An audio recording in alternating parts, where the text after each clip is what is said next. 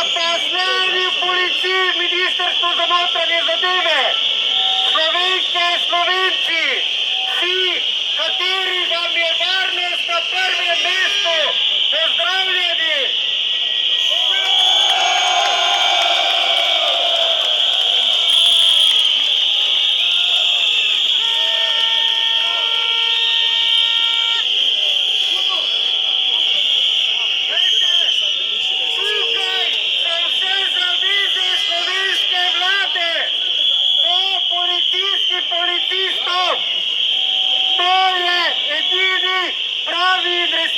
Papir, ne tisti, s katerim predsednik vlade trdi, da vas sindikalisti zavajamo.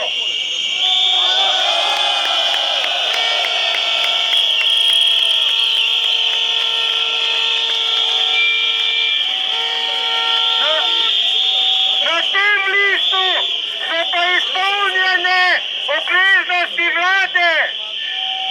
Smo ga povečali, da lahko tudi izolirate.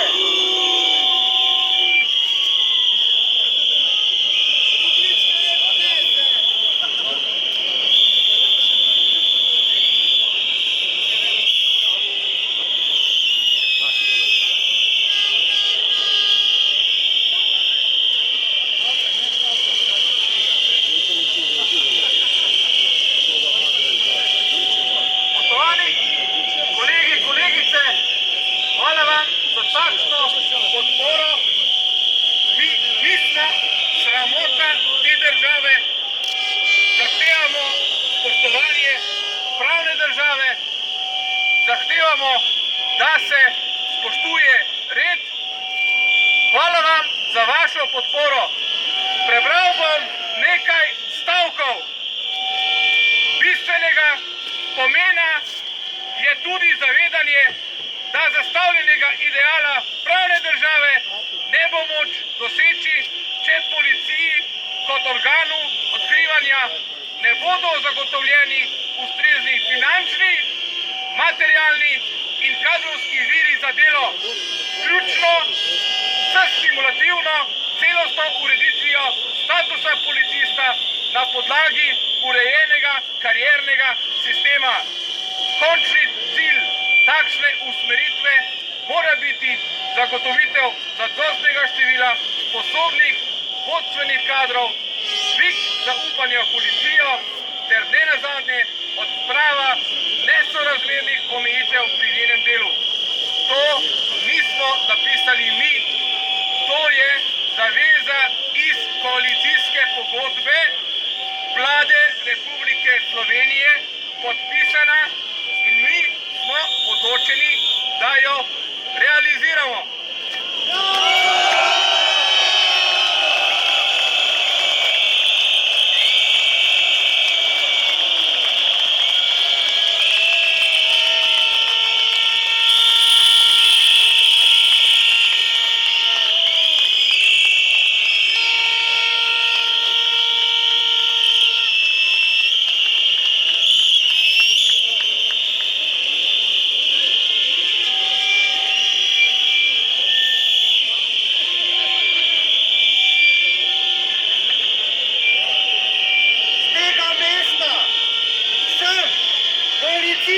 Policistom, vsem zavednim Slovencem in Slovenkam, vsem tistim, ki ste nam izrazili podporo, tudi mi smo sindikat.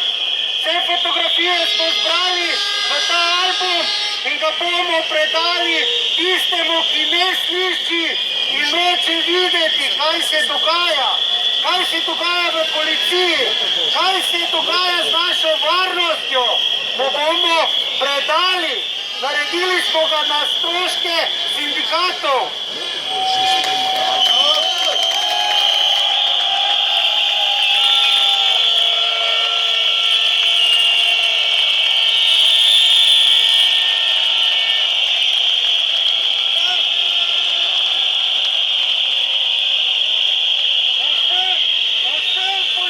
Vsem policistom in vsem Slovenkam in Slovencem obljubljava, da ne bova odnehala, kakor ne bo odnehal policijski stavkovni odbor vse do takrat, dokler ne bodo uresničene naše zahteve, ki so v bistvu obljube te in pa prejšnjih vlad.